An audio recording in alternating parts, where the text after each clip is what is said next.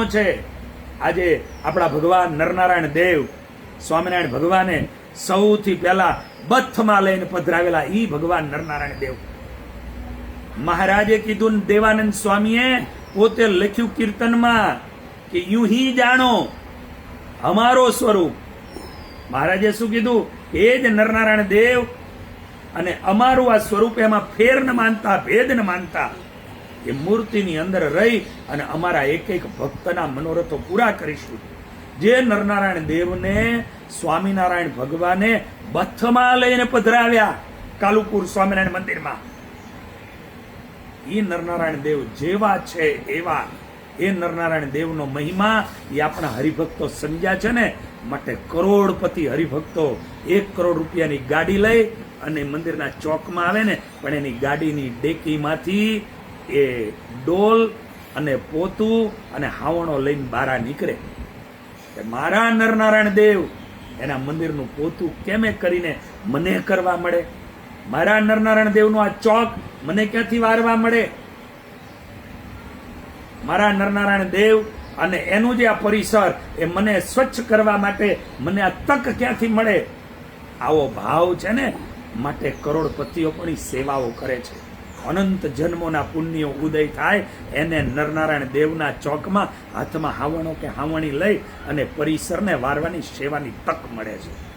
લખી રાખજો. માટે આજે હરિભક્તો આવી સેવાઓ કરે છે. ભક્તજનો, એક અમારે સંપ્રદાયના એક વિરલ ભજનાનંદી, સાચા અર્થના ભજનાનંદી એવા સંત એટલે રંગમોલના ઘનશ્યામ મહારાજના પૂજારી અખંડ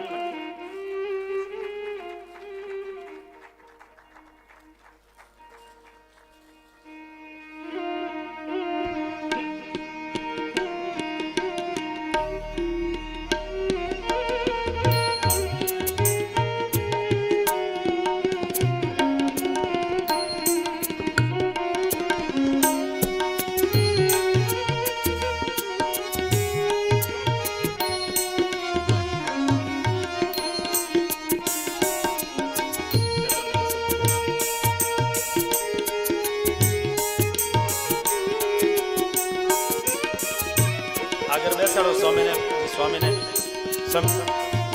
આગળ બેસાડો.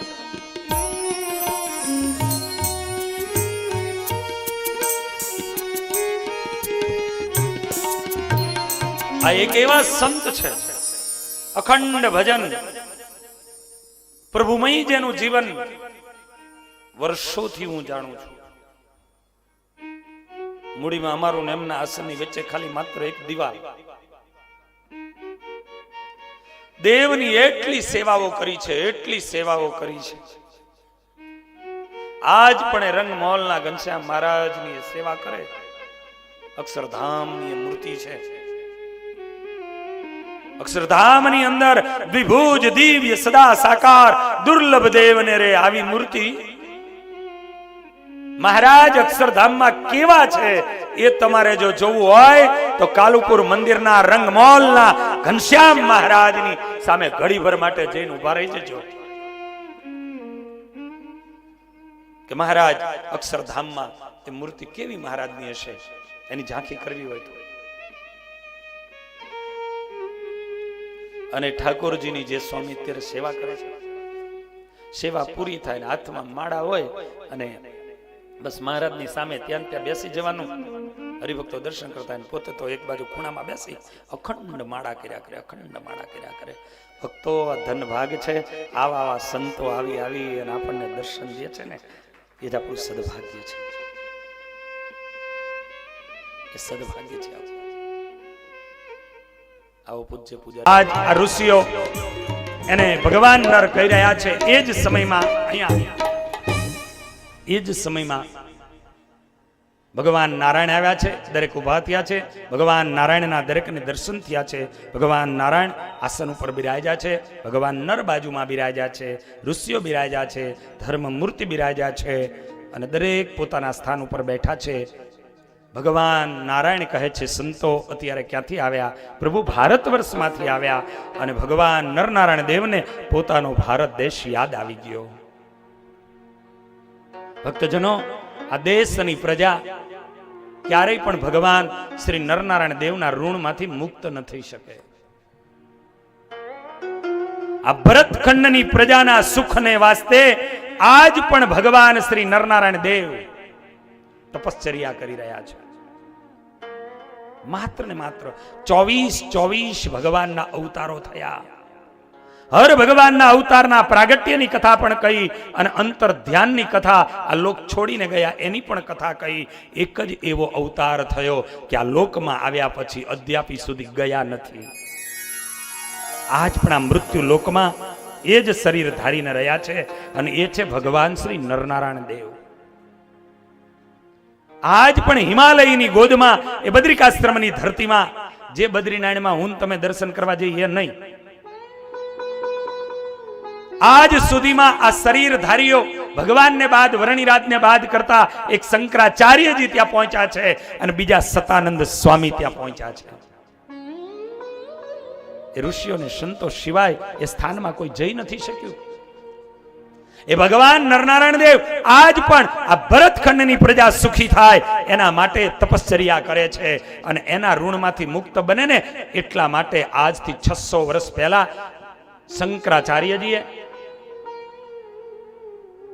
ભગવાન બદ્રી વિશાળની અંદર ભગવાન એ પંચદેવ નરનારાયણ બદ્રી વિશાળ પ્રભુને એને પધરાવ્યા, આ દુનિયાને બતાવ્યું કે આના દર્શન કરશો તો એના ઋણમાંથી મુક્ત થશો.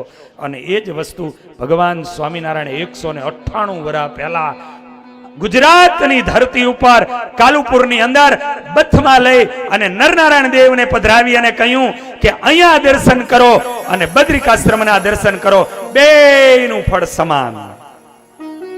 હવારમાં મંગળા કરવા વાળા કેટલા ભાગ્યશાળી છે. કાયમ બદ્રિકાશ્રમ. આ નરનારાયણ દેવ એને ભારત વર્ષના ઋષિઓની વાત પૂછી અને ઋષિઓએ કહ્યું કે આ પ્રજા કેમ છે, અને ત્યારે કહ્યું કે ધર્મને ચૂકી ગયા છે, લાલચી બની ગયા છે, બલવાન લોકો નિર્બલ લોકોને દબાવી રહ્યા છે, દુભવી રહ્યા છે. લોકો હિંસા કરતા ડરતા નથી, લોકો નહીં પીવાનું પીવામાં ડરતા નથી. અને ભગવાન એ જ સમય કોઈ સંકલ્પ કરે અને એ ટાઈમ ઉપર ભગવાનની ઈચ્છા એ કરીને દુર્વાસાજી ત્યાં પધારે છે, પણ પાછળથી સભામાં આવ્યા, કોઈને ખબર નથી. અને એ જ ટાઈમે દુર્વાસાજી જે છે એ દુર્વાસાજી એને અપમાન લાગ્યું કે હું અહીંયા આવ્યો અને મને કોઈ બેસવાનું ન કીધું, મને કોઈ બોલાવ્યો નહીં. અને દુર્વાસાજીની દાઢી ફરક મંડી ફરકવા, શરીર મંડ્યું ધ્રુજવા, આંખો મંડી લાલ ચોર થવા અને દુર્વાસાજી શાપ આપે. હે સભાસદો, આ ધર્મની સભાની અંદર આજ અધર્મ વ્યાપી ગયો. મારા જેવો એક સાધુ આવ્યો, એને તમે આવકાર્યો નહીં, તમને શાપ આપું છું. હર વ્યક્તિઓ મૃત્યુલોકમાં જાઓ, અસુરો થકી પીડાઓ.